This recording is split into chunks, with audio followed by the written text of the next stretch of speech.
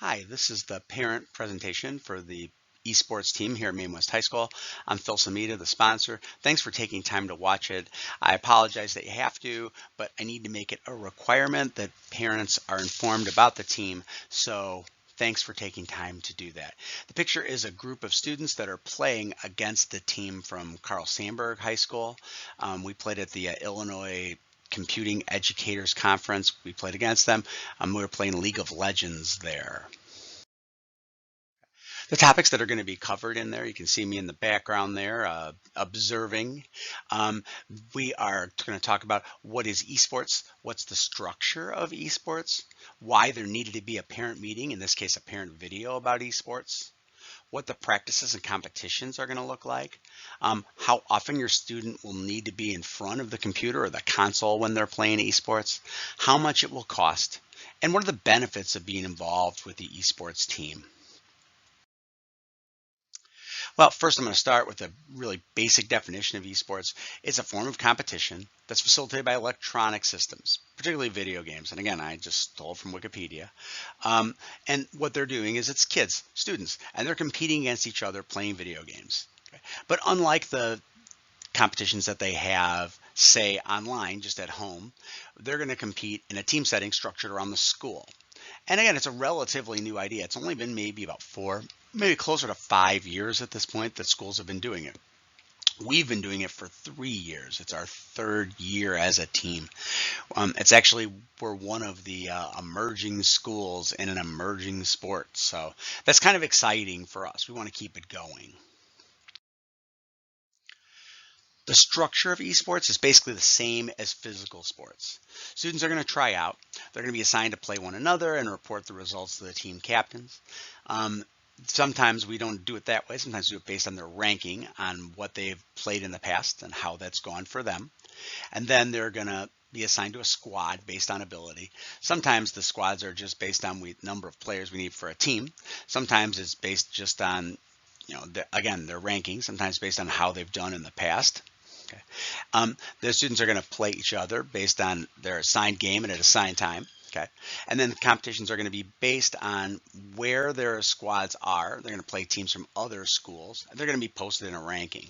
And then they're going to be regional and national tournaments after the regular season. That's going to happen in probably December of this year. The reason that there need to be a parent meeting, or in this case, a parent video, is because esports is relatively new. It has a few parent costs. I guess most activities do, but this one has some that are a little more significant. It has home equipment needs. Most sports or activities, they come to the school and they do it. They have a few things to buy, but it's not as significant as it might be for esports. And it involves some subjects and actions that make some parents uncomfortable. So I want to make sure I talk a little about those. Why would you be uncomfortable with esports? I mean, schools don't generally do things that make people uncomfortable. But I want to make sure we talk about all those things because I think you need to know. Okay.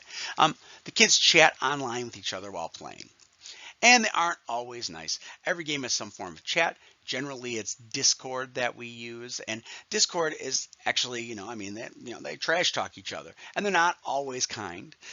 Discord actually is pretty smart. It actually keeps kids from, say cursing at each other. But the kids are pretty smart. They know how to get around that. So they're not always kind. I will say, if you've ever listened to, say, basketball players talking to each other, I saw a piece on ESPN that had Michael Jordan. They had actually listened to him talking to other, they actually had him talk in the 90s talking to other basketball players. He wasn't kind and he wasn't using G-rated language. So it's not unusual for people in any sport to have some form of, like attempt to get in the mind of the other player. And I don't think esports is any different. Okay. One thing that is different than, say, basketball or football is that the activity has some violent and suggestive content. I mean, more violent than even football. For example, Counter-Strike Go is a first-person shooter. It has violent content in it. It's a 15 plus rated game. League of Legends has some animated violence in it. It's 13 plus. Overwatch is also a first-person shooter, as is Rainbow Six Siege. It's a 17 plus game. And some of the players that we have on our team are not 17. So they will really need your permission. You will have bought the game. You will know about it. And it says there may be no adult watching them play these games. I mean, I go from game to game and watch as I can, but I don't watch every game. I can't watch every game every time. Many times these competitions happen at different times of day or at the same time of day. I can't watch them. Or students schedule practices at times that I'm honestly not available. So, and with 6 or 7 games going on simultaneously, I can't be at them all. So they may not be watching. I mean, there may not be an adult watching all these things. They're going to watch each other the same way they do when they play now. Here's some pictures of League of Legends. You can see that like there's animated violence. They're shooting at each other. There's a little blood on the field on the left, right-hand side. Overwatch, you can see that they are shooting at each other. He's holding a little revolver there. Okay. Counter Strike, you can see he's holding some kind of submachine gun there. There's it's a global offensive, so it's some sort of anti-terrorism or counter-terrorism type game. Hence the name Counter Strike. Rainbow Six Siege is a military-related game. It's a military operation, so they're going to use military-style weapons, submachine guns, and the like, as part of the operation that they undertake as a team. What do the practices and the competitions look like? Okay, the practices are going to be students logging in from home, and they're going to play with their squad members versus others. Okay, it's going to look just like playing games that they do at home. There'll be scheduled times like other practice. We'll post them on the Esports website. We'll distribute them via school email and probably through the Remind text program too. They will not go later than 9 p.m. On Sunday through Thursday. Okay, without students scheduling them. And I told the students already, if all the students in a team don't agree to schedule them at another time, then they can't be rescheduled. And again, Sunday through Thursday, it is a dead certainty. They will not practice later than 9. They're going to practice about 90 minutes a week. They can practice more if they like, but they are not going to practice. They're not practice any less, I should say, than 90 minutes a week. In terms of tournaments, they're going to log in from home, compete with their teams. Their team captain will schedule those, and the times will be posted on the website for the high school esports league if that's the type of competition they're going to do. We have more than one type, and I'll explain those to you. Some of the events we're going to do are these. The high school esports league, you can look them up at hsel.org. It's a national high school league. High schools from across the nation play this. They have several games, and we're going to do a bunch of them. It does have a fee attached to it. If you choose for your student to play, it's about $30 for the fall season, and we're only going to play the fall. It starts toward the end of September in about 2 weeks from the time I'm making the video, but it goes from about October till December. We may not, if we don't make it to the regional or national tournament, then we won't play much in December, if at all. The second thing is the Northwest Suburban Scrimmages and a mini tournament. I contacted a bunch of local schools, all the Maine Township schools, Southeast and us. Prospect High School is going to play League of Legends, and they may play a little Super Smash with us. And Vernon Hills is going to play also. Overwatch, they're going to play 4 different games: Overwatch, Rocket League, Super Smash Ultimate on the Switch, and League of Legends. It's virtual only, and there's going to be no fee for that because we're just going to get together and we're going to try it out. It's going to be a couple of 3-week round robin play, and then, like I said, a little mini tournament after Thanksgiving. And like I said, that'll be October through December. It will be done by the time final exams start for our school. In the spring or winter, I should say, we're going to do the high school esports league. And again, that starts, that's competition for high schools around Illinois. It's January through April. We have only 2 games, League of Legends and Overwatch, and it's virtual. It does end with a live LAN tournament. We go somewhere and we play. We play at Robert Morris College in Chicago in April. We go there. And there's college recruiting at this. I don't know if people have told you, but people actually can be recruited for college this way. You'll find that there's an actual group that is that is trying to, when you fill out the forms for, I think it's HSEL, they will try to tell you that if you pay them, they will help you recruit for college.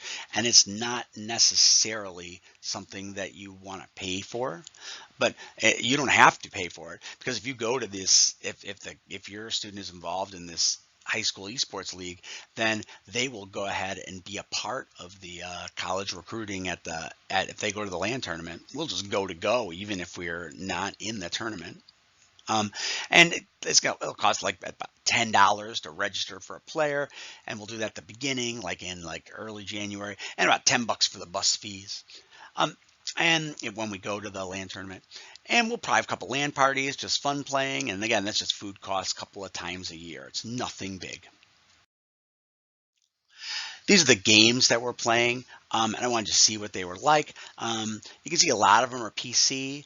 A lot of them have, some of them have like multi-league play, like Rocket League. You can play from pretty much any console or PC that you have, and you can play them all together. Rainbow Six Siege, that game you can play on multiple consoles, but the competitions have to be held on your individual console. Like only PC players play together, only PS4 players play together, only Xbox One players play together. With Fortnite is also multi-console play. NBA 2K20 is that way too. That you have to play only Xbox players, only PS4 players are going to play against each other. But those are the games that looks like we're going to play this season. How often do we need to be in front of the computer or in front of the console? Okay. Again, if it's a practice time or a competition, you made a commitment to be there, or the student made a commitment to be there. They should plan their classwork so they have time for these things. Okay. The actual competitions are actually planned on specific days, and the students know what days those are.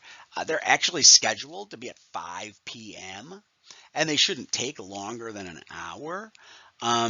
However, the students can, if they all can reschedule, they can reschedule that. So that's allowed. Okay. And again, it's a fall season. It says a spring season. I don't think we're going to do one this year. Originally, we thought we might, but we're not going to for the HSEL. We will have a spring season, and we'll talk about those for that IHSEA. For practices, okay, again, you got to practice once a week, and you got to keep the GPA of 2.0, so a C average. Okay, practice attendance will be regulated by captains. They'll let me know what the practice attendance is like. Again, if you report you cannot attend a practice, it's not a big deal. This is supposed to be for fun. If you stop showing up for practices, then you're kind of sending a signal that you would like to be off the team, or your student would like to be off the team, just like you'd think. Okay. Team captains can help set up practice dates and times. Again, they have to end by 9 p.m. and they're all held online, so they don't come to school for the practices. You can see the dates for if you do the HSEL. The preseason is the week of the 23rd to 27th, the next week as I make this video. And the season starts the 30th and goes through December 1st. Playoff games are after that. And you can see when the times are for these. Again, the games are supposed to be at 5 p.m. on these days, and they play one day. Overwatch and NBA 2K are on Monday. Minecraft and Rainbow Six Siege, those games are on Tuesdays. Super Smash is on Wednesday. Our CSGO, Counter-Strike Go team plays on Thursday. And Fortnite is on Friday. How much does it cost? Okay, if you have a console or computer capable of playing the game, you need to have that. You need to have the game itself. Okay, if there's you get it from Steam, or if it's a console, you need to. I guess you need to download it from the store or buy it from GameStop or some other place you buy games. It's going to cost about $30 a season. Okay, it says here that you do pay with a credit or debit card. You don't do it through the bookstore. Okay, you may only play for 2 months, so it may be that you only play like October and November, and it has to be completed. It says September 20th, but they just changed the deadline to the 25th. I will send out a note as soon as we have our teams ready. Okay, if we do face-to-face tournaments, like I said, they'll be $5 to $10 for the tournament fee if we do that, and it'll be a field trip. $10, then food as well. You'll want to know about that. If they bring food, that's awesome. If we need to buy food there, that's fine as well. Sometimes that's a way of supporting the team who held the tournament, so we want to, it's helpful to actually pay for that food.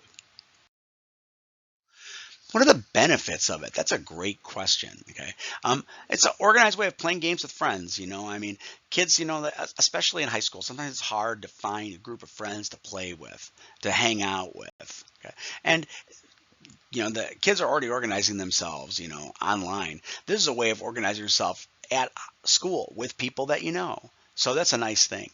And it leads to the second point, which is game friends are real life friends. I mean, they go on these games and they meet people and they might be cool, but they don't know them and they don't know where they're from. You can say online from anywhere, but on these games, these game friends will be real life friends. They're like people they know. They'll see them in class or see them in the hallway. It's a big plus, and it gives a little peace of mind, I think, as a parent to know that the kids that your son or daughter is playing with online are the people that they would know in real life. It connects the game playing to school. That's not a bad thing. And to their GPA. So they got to keep a C average, got to keep those grades up if they care about playing. It adds discipline and drive to an area they already love. They like to play, okay, but this is going to give them a chance to actually work towards something. Going to add to their skill set. Okay. They can get scholarships for this. I actually know players that have gotten scholarships for playing this. And it says I put there 24 colleges that give scholarships, but that's not true. There's over 50 that give scholarships to top players. Like I said, I know players that have gotten half their tuition paid, and other players I've read about have gotten all their tuition paid to go to college and play one of these games in competition with other colleges. It's really something. I'm sort of amazed by it. If you have any questions before, as it says before you go, but obviously it's a video, so make sure you add your name to the parent email list you have. If you're watching this video, then you've gotten the link from me, so you add your name to that list. You get a letter of commitment as part of like your player will get a letter of commitment once you've emailed me back that you watched the video. You guys sign it and then you return it to the club captain or me. Okay. If you're doing varsity esports, then you'll already made the payment. Okay. If you have any questions, feel free to email them to me. Thanks again for watching this. I appreciate it.